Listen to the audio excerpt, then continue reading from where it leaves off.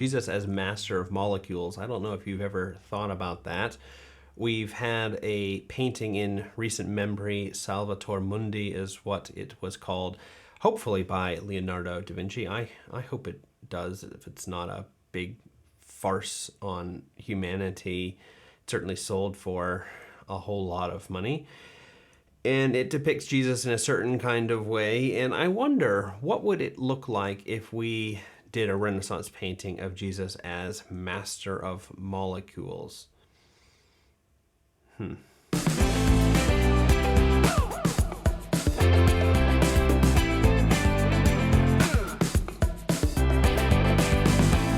everybody, welcome to the Sanctus Forum. I am Michael, Stuart, Rob, and we have made it. End of chapter 3 of the Divine Conspiracy. It has taken us 2 years to do that, and it has taken us 4 years to get to the end of chapter 3. We've only covered 100 pages in this 500-page book.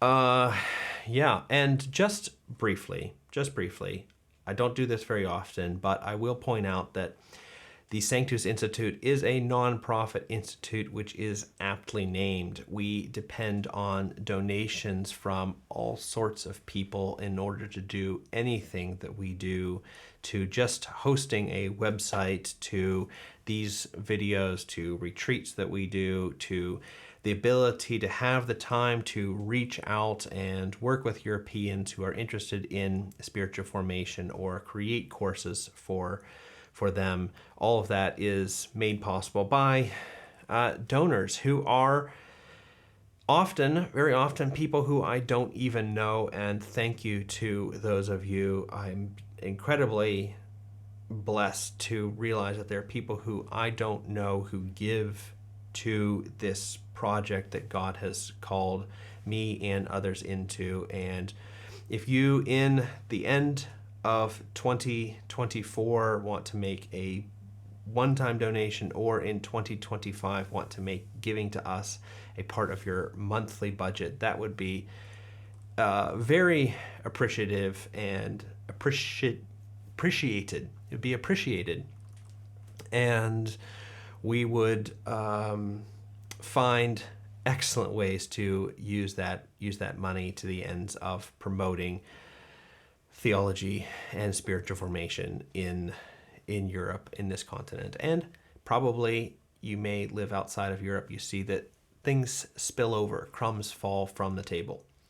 I also thought that we should do a Q&A like we did last year on chapter 3. So not just the ones that we've talked about in this year, but anything from chapter 3. If you have a question about this chapter, or maybe this book, but especially this chapter, and if we get enough of those, I can put together a video in which I just interact with you and answer questions. And I think that's a really good way to work with this book, because it's not just me telling you what I think about the book. I get to hear from you. In our section for today, Master of Molecules, for me on page 90-something, 94. Dallas is continuing trying to put Jesus on the highest pedestal that he can realistically put him on, and that isn't necessarily an easy thing to do. I think there are two different, maybe competing ways of thinking of Jesus today, and one which has really become quite current is to use kenosis. Kenosis means emptying in Greek, and the idea is that when God became man, he kind of gave up his best metaphysical traits, and therefore Jesus isn't terribly knowledgeable or terribly powerful, and he's not omnipresent. He's just kind of a man. And the way that he did the miracles that he did, as recorded in the Gospels, is by using the power of the Holy Spirit, God, the Holy Spirit. And so he relies on the Holy Spirit in order to do all the wonderful things that he he does. It's not magic. He's working with God. And I think that's pretty typical of thinking of them as miracles in the way that Moses or Elijah did miracles, because Moses and Elijah didn't really know how to part the Red Sea or call down fire from heaven. They kind of, in their lack of knowledge, depend upon God, who comes in and does it. Now, Dallas Willard in this section is trying to say, no, with the walking on water or stopping the storm, he actually does know way more than we do about what's happening in physical reality. And he has just a little bit of exegesis, an explanation of how that actually works. Now, that is different than, I think, the opposite of spirit Christology, which has been a bit more typical in Christian history, is what I call giant Christology. And the idea is that Jesus is kind of this big oaf of a giant, and he can do things that humans can't do, but he doesn't really know how he does them. He just does them. He just stops the storm by sheer brute force, and the water changed into wine is also just this trick that he does, and all the other stuff, feeding the 5,000. It's not really an understanding of the realities involved. It's more just brute force that he does that. So you got spirit Christology, Jesus is weak, but he depends upon God, and then you have giant Christology, where he's this kind of big oaf, but he's able to do things that we can't do by just sheer power.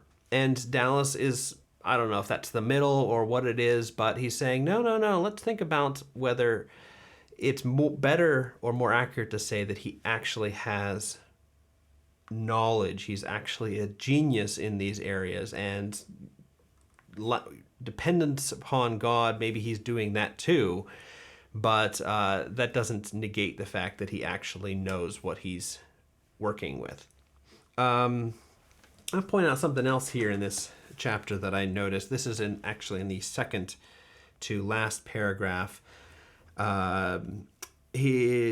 says, all these things show Jesus' cognitive and practical mastery of every phase of reality, physical, moral, and spiritual. Now, the first part of this section, he's talking about Jesus' mastery of physical reality. And then you have in the fourth paragraph, he says, in the ethical domain, and then he talks about Jesus' mastery of the ethical domain, which is really a setup for what he's going to do on the Sermon on the Mount in the following chapters 4 through 8. He's going to talk about Jesus as ethical master, which later on he says this is the reason why Jesus taught on that rather than on physical reality, is that these are the things that matter most in human life, the ethical things.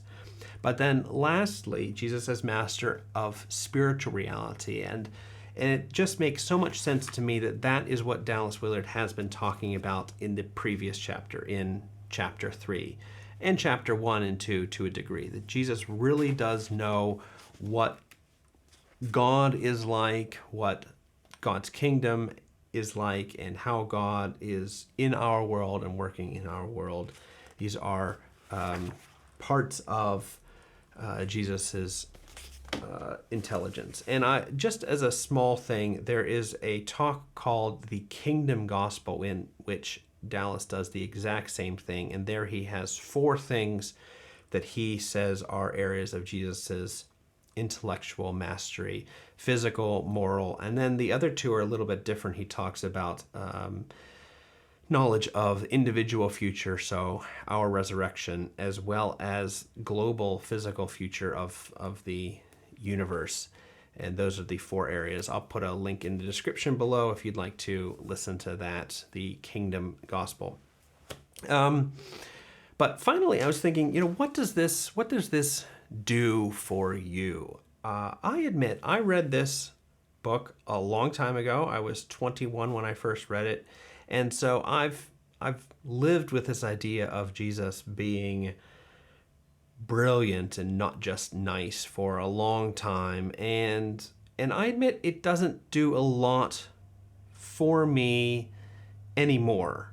And I wonder if that has to do with the fact that I'm a theologian, philosopher, and so it's kind of more obvious that Jesus is a master in my area, although sometimes in the practice of philosophers and theologians that not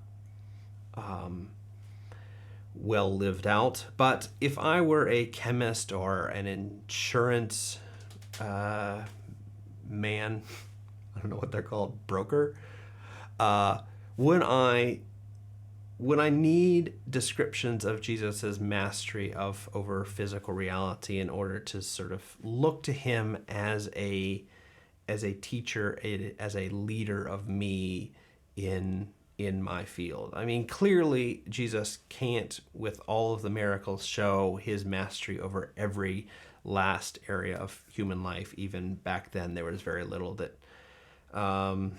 human beings knew, so it was a lot quicker done. But I wonder for you, what does this do for you? And does it make you want to look to Jesus as somebody who you are going to study with and learn from in your areas of expertise? Well, given how this ends, this section and a few previous ones are kind of like Dallas Willard introducing Jesus as a speaker.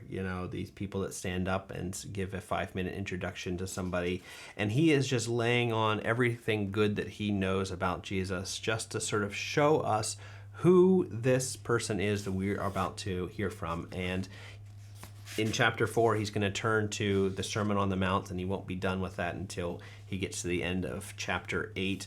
And in a sense, he's saying, hey, here's a really, really important person that you should be listening to. And here's my best introduction of him.